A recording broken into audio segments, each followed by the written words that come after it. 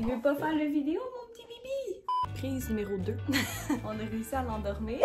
Fait que salut tout le monde, j'espère que vous allez bien. J'ai pas été full présente sur les réseaux parce qu'on a eu notre petit coco d'amour. Il s'appelle Milan, il est né le 26 novembre. C'est ça, je vous avais demandé sur les réseaux si vous seriez intéressé que je vous raconte mon récit d'accouchement. Fait que je vais faire ça, bref, je vais faire une petite vidéo YouTube pour vous expliquer comment ça s'est passé. Pour vrai, ça s'est full bien passé, c'est juste à la fin, il y a eu une petite frousse. Fait que dans le fond, j'étais due pour le 22 novembre. On était rendu le...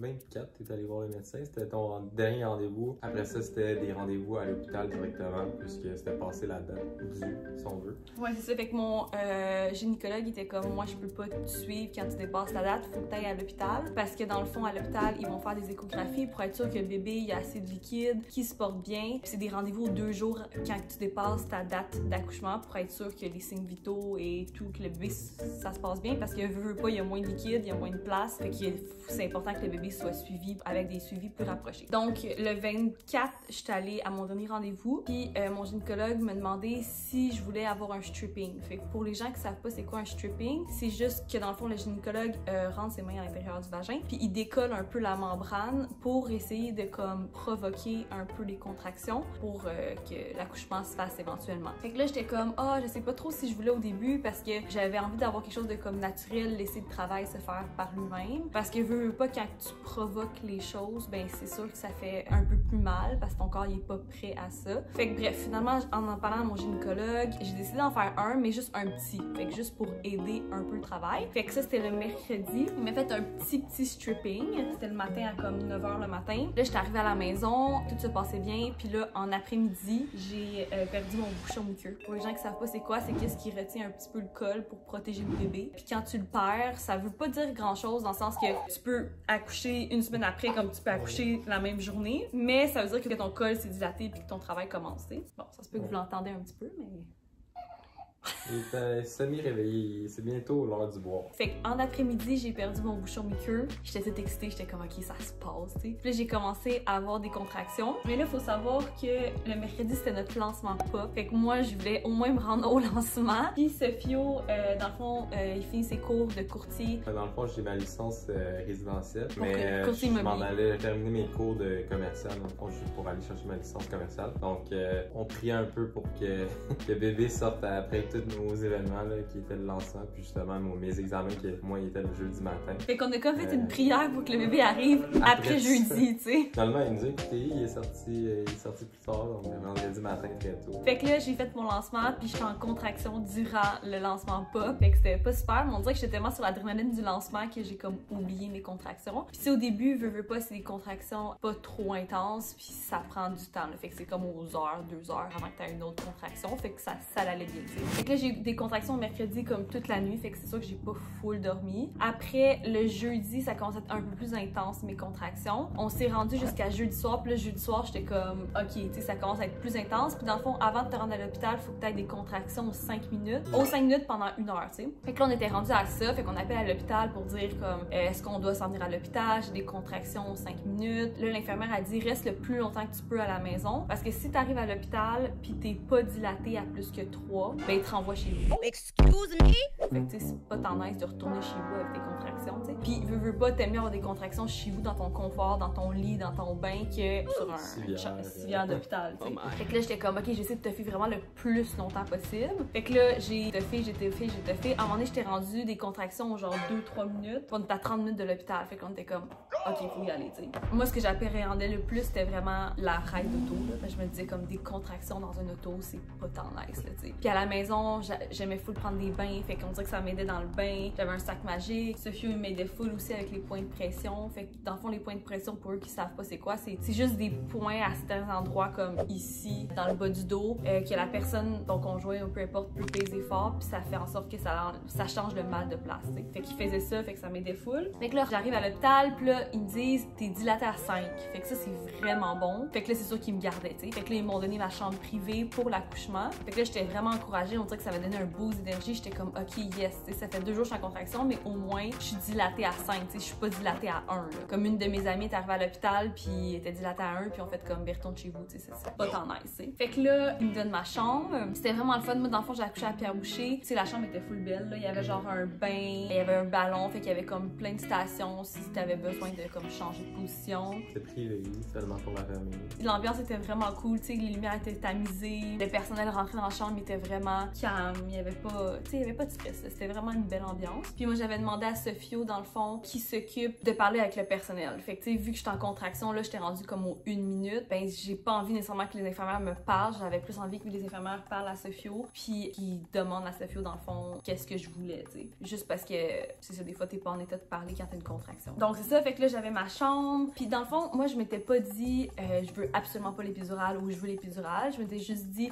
je vais laisser ça aller, puis je vais voir comment je me sens. J'avais fait beaucoup de méditation avant mon accouchement, fait que j'avais fait beaucoup comme comment j'allais me sentir, puis comment j'allais faire pour comme oublier le mal, puis tout ça. Puis durant mes contractions, ce qui m'a vraiment aidé, c'est que j'essayais de sortir de mon corps. C'est un peu bizarre, là, mais j'essayais de sortir de mon corps puis de me dire que c'était pas moi qui avais mal. J'essayais de me mettre à la place de Sophie dans le fond. Fait que j'essayais de voir moi comme une autre personne qui était en train d'accoucher, mais c'était pas moi. Fait que j'étais capable de comme oublier mon mal, mais il fallait vraiment pas me parler, là. Fait que j'étais vraiment dans ma bulle. J'ai pas, tu sais, j'étais quasiment pas parlé tout le long, là. C'est un peu, on se comprenait, on savait, je savais ce que t'avais besoin à tel moment, que ce soit des compresses d'eau froide, à l'autre moment, je savais que c'était le temps des points de pression. Mettons, je langage, beaucoup plus la compréhension de l'un de l'autre. Tu sais, exemple, quand j'avais mal, puis je voulais qu'il pèse ici, je faisais juste mettre ma main, puis il pesait. Tu sais, j'avais pas besoin d'y parler, ça se faisait full naturellement. C'est un peu bizarre, mais tu sais, je savais que quand quelqu'un passe à travers quelque chose de souffrant, ou justement, elle l'a dit juste avant, donc elle voulait pas justement que les gens, les infirmiers lui parlent. Mais tu sais, moi, je n'allais pas lui parler non plus, tu sais, je veux qu'elle reste dans son mode un peu méditatif. Parce que pour vrai, aussitôt que quelqu'un me parlait, puis que je répondais, je sortais de ma bulle, puis la contraction d'après était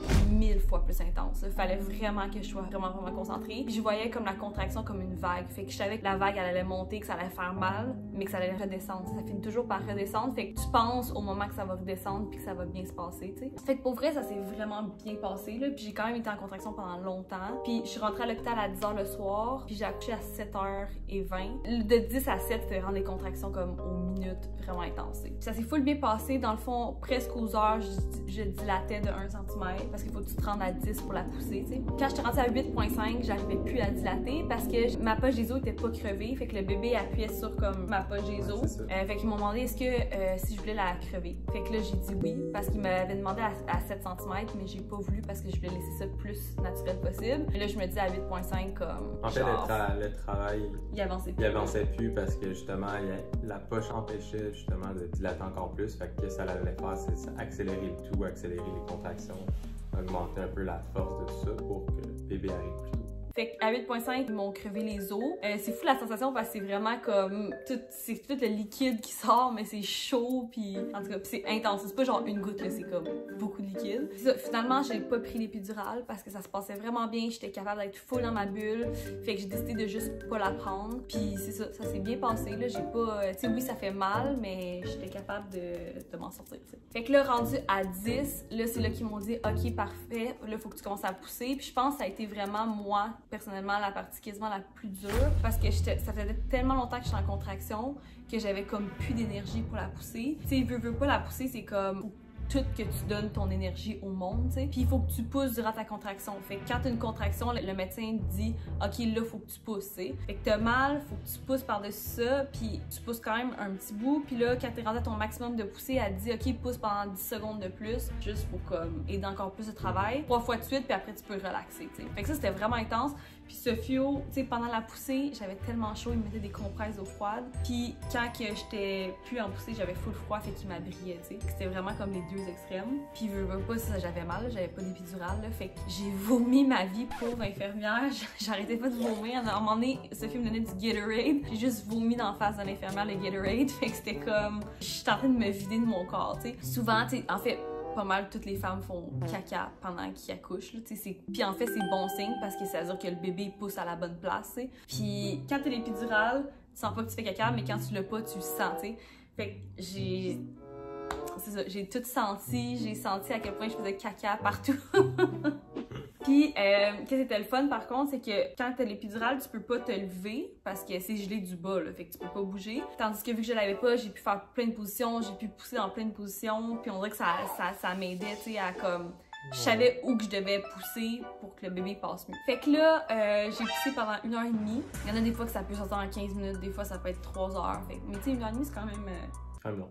quand même long. Pour une poussée, Ouais, c'est ce qu'elle disait. Ouais. Là, les médecins ont vu la tête, fait que là, ils m'ont dit, ah, tu veux-tu toucher à la tête? Fait que là, moi, je voulais parce que veux pas, ça t'encourage et tu te dis, ok, le bébé il est là, tu sais. Fait que là, j'ai touché à la tête, puis c'était comme pousse. Fait que là, la tête est passée, puis là, c'est là que ça s'est un peu plus.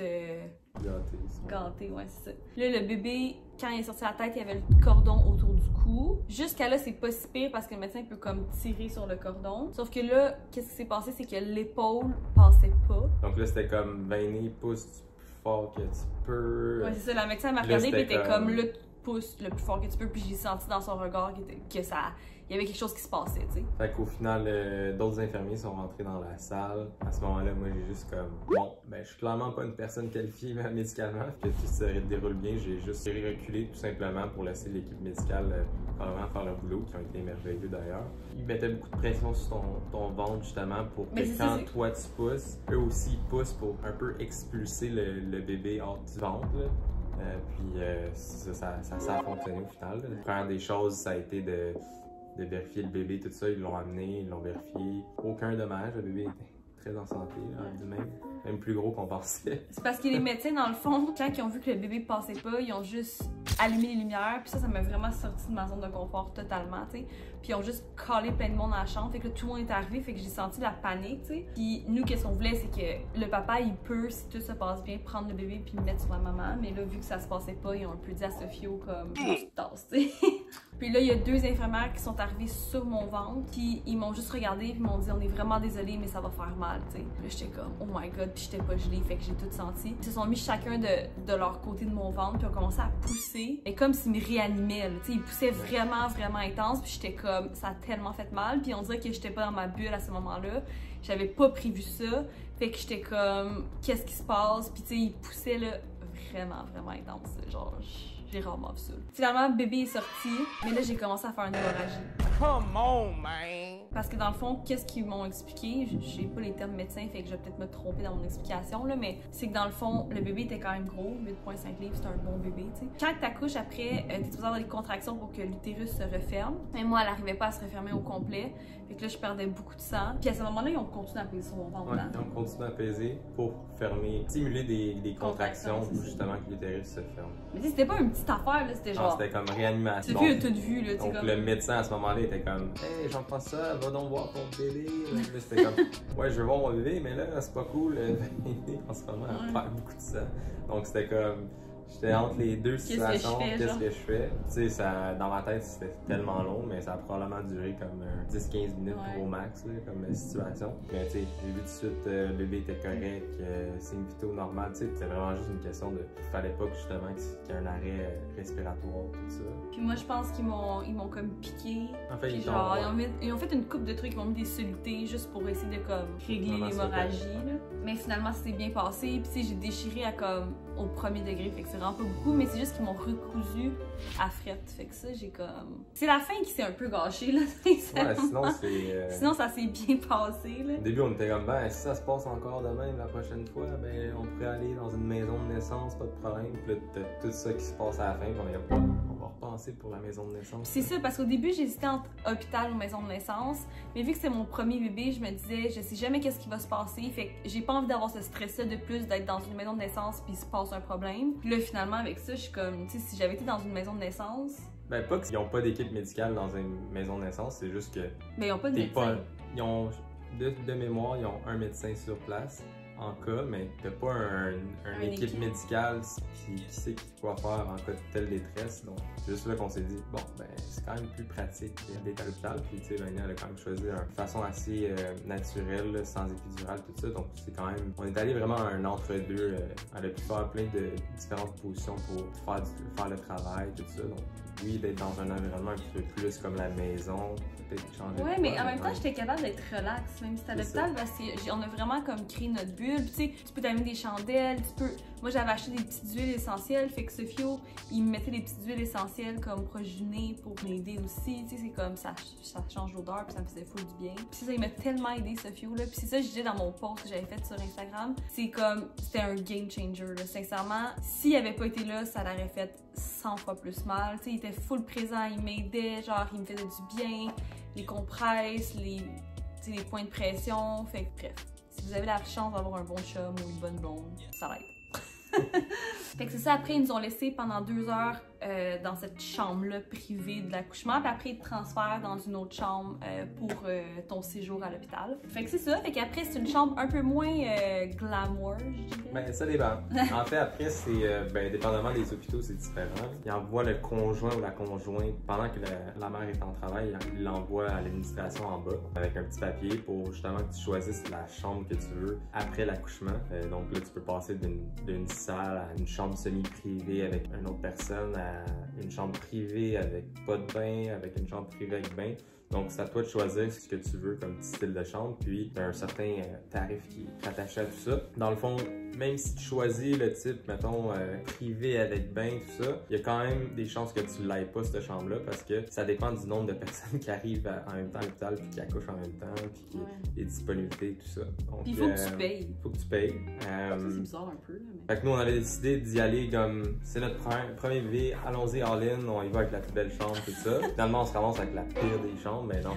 Mais blague à part, c'était vraiment pas la pire des chambres, c'était juste comme sofa en cuir pour que papa dort. Attends, mais le sofa, ce qui est supposé se déplier pour faire un lit, se déplie pas. Fait que legit, Sophio, il a dormi pendant. Puis on est resté plus longtemps à l'hôpital parce que le bébé, ils viennent le vérifier tout le temps. Puis ils attendent qu'il fasse un premier caca pour voir si les intestins fonctionnent bien. Puis des fois, ils disaient que l'anus du bébé est fermé et qu'il peut pas faire caca. Bizarre. Ouais, c'est bizarre un peu, mais. Fait qu'ils attendent le premier caca. Puis nous, ils faisaient juste pas caca. Fait qu'ils nous ont gardé plus longtemps à l'hôpital. Fait qu'on a dormi 2 ou 3 nuits. 3 nuits. 3 nuits. Fait que c'est ça, finalement, il a pas fait caca. Mais là, après 3 jours, ils nous ont dit, OK, le bébé va bien. Puis il a fait un caca dans le fond, dans mon ventre. Puis ça peut être dangereux à la sortie parce qu'il peut comme s'intoxiquer avec le caca. Fait qu'au moins, vu qu'il en avait fait un dans mon ventre, ça veut dire qu'il était capable de faire caca, tu sais. Ouais. Fait que Sophie a dormi sur un sofa carré, là. Même pas un lit, là, pendant 3 nuits. Tu sais, je suis pas du genre à me plaindre, mais. Non, mais on avait hâte de partir. Ouais, ça, t'as hâte de ta maison dans tes affaires, mais c'est tellement important les premières journées. Ouais. Tu te dis, on pourrait aller à la maison après l'accouchement, mais en même temps, tu as tellement de soutien de l'équipe médicale là-bas, les infirmières. Qui ont tellement été viennent à chaque, mettons, 3 heures pour voir justement si le bébé boit. Ils sont là si tu as des questions. Tu sais, Vanina perdait beaucoup de sang là, suite à l'accouchement. Puis, tu sais, tu as des questions aussi normales, tu sais, mettons, des gros caillots de même, puis ça, puis. Ils répondent à toutes tes questions, puis ils t'éduquent aussi sur bébé, maman, puis l'après-accouchement, puis la vie qui s'en vient pour nous autres. C'est rassurant d'avoir cette équipe-là qui est d'ailleurs tellement gentille. Le monde était tellement gentil, je trouve, à Pierre Boucher. Fait que si vous écoutez la vidéo puis vous travaillez à Pierre Boucher, on voulait vous remercier.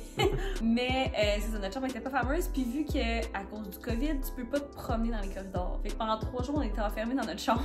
Fait qu'on avait comme hâte de sortir, mais comme Sophie il disait, au moins c'était rassurant que tout le monde vienne nous aider pour le bébé, t'sais. Puis c'est ça, dans le fond, après l'accouchement, mon corps s'est vraiment rétabli vite, honnêtement. J'ai vraiment eu de la chance. J'avais des points de suture, un peu, mais ça faisait pas mal. J'étais capable d'aller aux toilettes. Des fois, ça brûlait un peu, mais tu sais, rien d'intense. Mais, tu sais, on m'avait dit que tu perdais des caillots après l'accouchement, sauf que je savais pas que c'était des aussi gros caillots. C'est sûr que c'est vu que j'ai fait une hémorragie, puis je suis restée couchée après sur le lit.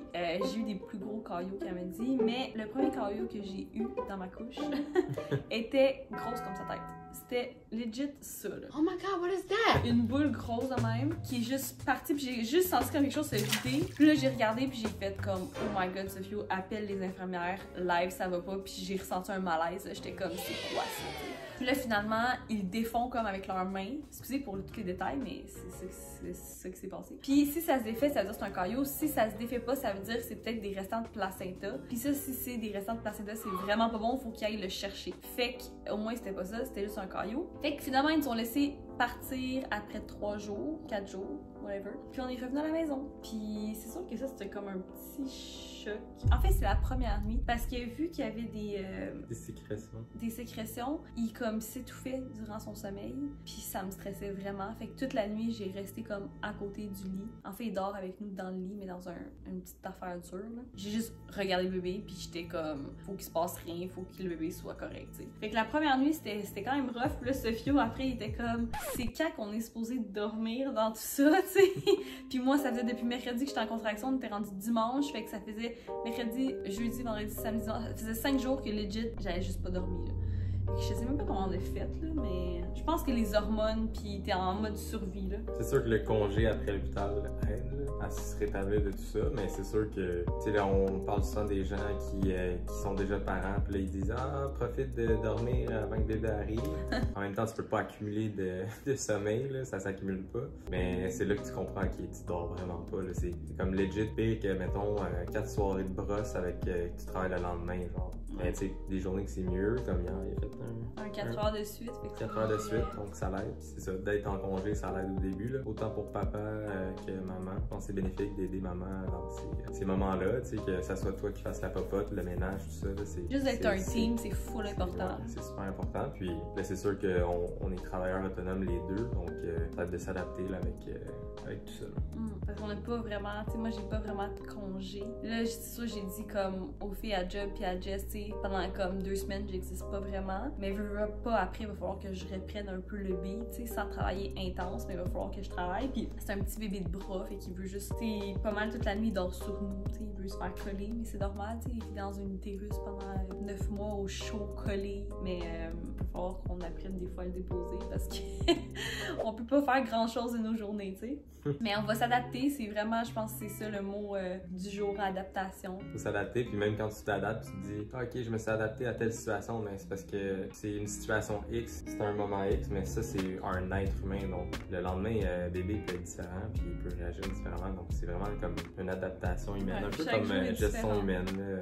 C'est vraiment différent. Tu sais, veux pas, mettons, moi, je suis habituée, je me lève, en 15 minutes, je suis partie de la maison. Là. Genre, s'il faut que je sois partie à 8h30, je mets mon cadran à 8h, je snoue jusqu'à 8h15. À 8h15, je prends ma douche, puis je prends une toast pour apporter, puis à 8h30, je suis partie, tu sais. Mais là, c'est pas la même chose. Il faut que tu penses à qu'il faut qu'il ait bu avant de partir, pour pas qu'il pleure, faut qu'il ait changé sa couche, faut que tu prévois genre 1h30 au moins avant de partir, tu sais. C'est pas mal ça. Sinon, ça, je vais en parler un peu plus dans une autre vidéo. Mais, tu sais, quand t'accouches, ils te demandent est-ce que tu veux allaiter ou tu veux donner le biberon. Puis moi, c'était important pour moi d'allaiter, fait que j'ai dit allaiter, mais j'ai pas, tu sais, contrairement à l'accouchement que j'avais fait full de méditation, j'avais lu plein de trucs par rapport à ça. L'allaitement, dans ma tête, c'était naturel, tu pluguais le bébé, t'avais du lait, puis ça se passait, tu sais. Mais c'est tellement plus compliqué que ça. Honnêtement, j'ai braillé, là, parce que j'étais comme, je suis pas capable de nourrir mon bébé, ça marche pas. Mais je vais en parler dans une autre vidéo, mais ça a vraiment été dur pour mon allaitement. Là, ça commence à aller mieux, mais ça n'a pas été facile au début, tu sais. Fait que je pense que c'était ça comme mon plus gros défi. Puis en plus, il va beaucoup, fait que, tu sais, si ça se passe pas bien l'allaitement, puis il va beaucoup, ça va être pas la cause. Là. Fait que c'est ça, t'avais-tu autre chose à rajouter? T'as des petits suivis avec des infirmières suite à ton retour à la maison, donc encore là, c'est rassurant. C'est ça, après 2 jours, il y a une infirmière qui est à la maison, prend son poids, il prend du poids. Il a l'air d'aller bien, là. Il y avait un petit peu une jaunisse au début, mais... Il semblerait que tous les bébés font des jaunisses, mais à différents degrés. Il y en a que c'est plus alarmant, qui doit être hospitalisé après la sortie. Donc, non, le bébé était correct, il était en moyenne, comme on dit, puis... fait des gros dodos. Fait des gros dodos. Fait que c'est ça tout le monde, merci de votre écoute. J'espère que je vous ai pas trop traumatisé. Puis honnêtement, chaque accouchement est tellement différent. Là, ça c'est mon histoire personnelle, mais chaque personne, chaque bébé, chaque accouchement est différent. Fait que ne vous en faites pas. Puis ça a été full, tu sais, malgré la petite frousse de la fin, ça a été vraiment une belle expérience. Ça a été un moment magique, tu sais, c'est comme tu rencontres ton bébé. Ouais, c'est vraiment intense, mais c'est tellement puissant. Puis c'est tellement beau. Fait que si vous êtes enceinte, vous accouchez bientôt, bonne chance, ça va bien se passer. Puis sinon, on se revoit dans une prochaine vidéo. Bye bye! Hey, bye!